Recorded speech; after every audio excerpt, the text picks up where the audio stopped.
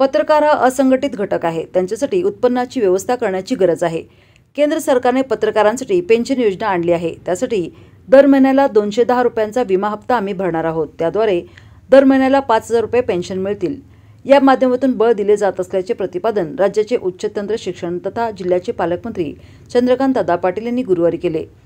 राज्यातील विविध ट्रस्टकडून पैसे आणून पत्रकारांच्या मुलांचे शिक्षण आणि आरोग्य विमा उतरवण्यात येईल असेही त्यांनी जाहीर केले. येथील संजय भोकरे ग्रुप ऑफ इन्स्टिट्यूट्समध्ये महाराष्ट्र राज्य पत्रकार संघ मुंबई डिजिटल मीडियाचे राज्यस्तरीय अधिवेशनाचा समारोप उच्च तंत्र शिक्षण तथा जिल्ह्याचे पालकमंत्री चंद्रकांत दादा पाटील यांच्या उपस्थितीत संपन्न झाला. या प्रसंगी आमदार गोपीचंद पडळकर, ज्येष्ठ पत्रकार अशोक वानखेडे, महाराष्ट्र राज्य पत्रकार संघाचे राज्य संघटक संजय भोकरे, डिजिटल मीडिया संघटनेचे प्रदेशाध्यक्ष सिद्धार्थ भोकरे, इंद्रजित घाटे, योगेंद्र थोरात आदी उपस्थित होते. नामदार चंद्रकांत दादा पाटील म्हणाले, पत्रकारांसाठी उत्पन्नाची व्यवस्था करून दिली तर सर्व गोष्टी व्यवस्थित होतील. पंतप्रधान नरेंद्र मोदींनी आणलेल्या पेन्शन योजनेतून पत्रकारांना बळ दिले जात आहे. पत्रकारांचा विमा हप्ता राज्य सरकार भरण्यासाठी प्रयत्नशील आहे. त्यामुळे दर महिन्याला 5,000 रुपये पेन्शन मिळतील. त्यांच्या मृत्यूनंतर पत्नीस दर महिन्याला 5,000ची पेन्शन सुरू राहील. याशिवाय मृत्यूनंतर वारसांना 8.5 लाख रुपये मिळणार आहेत. डिजिटल मीडियामध्ये काम करणारा पत्रकार मग त्याचे प्रश्न अशावर उरणार आहे. एक अत्यंत असंघटित अनऑर्गनाइज हा ग्रुप आहे. त्यातले नवोदित असे आहेत की ज्याला 2,000 तरी दर महिन्याला मिळतात की नाही शंकाच आहे. आणि मग एवढं कमी उत्पन्न ज्यावेळेला असतं त्यावेळेला माणूस थोडा इकडे तिकडे हात मारायला लागतो.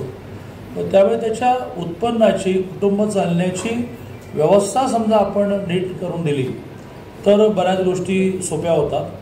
आणि त्यामुळे एक सारखा आग्रह मी महाराष्ट्राच्या राजकारणामध्ये जातो आहे की 2-3 कॅटेगरी अशा आहेत की ज्यांना सुरुवातीचे 5 वर्ष सरकारने सपोर्ट केला. त्याच्यामध्ये पत्रकार, त्याच्यामध्ये वकील आहे की ज्याला सुरुवातीच्या काळामध्ये तो सिनियर चहा पण पी म्हणत नाही, उभा राहतो तर त्याला बस पण म्हणत नाही आणि कामं करून घेतो. मग तो मात्र जिद्दीने मी यातून शिकेन अशा भूमिकेमध्ये राहत असतो. त्याला सपोर्ट केला पाहिजे. पहिले 5 वर्ष त्याला स्टायपंड देता येईल का सरकारच्या वतीने. तसाच पत्रकार एक वर्ग आहे की ज्याला सुरुवातीच्या काळामध्ये त्या वर्तमानपत्राचा मालक, त्या डिजिटल मीडियाचा मालक हा त्याच्या घरी 2 वेळचं जेवण मिळेल इतके पैसे देतो. त्यामुळे तू जाहिरात या तर तुला मी पर्सेंटेज देतो, त्यात तू घर जातो. त्यामुळे तो एक आग्रहाचा विषय माझा आहे आणि तो मी लावून धरणार आहे.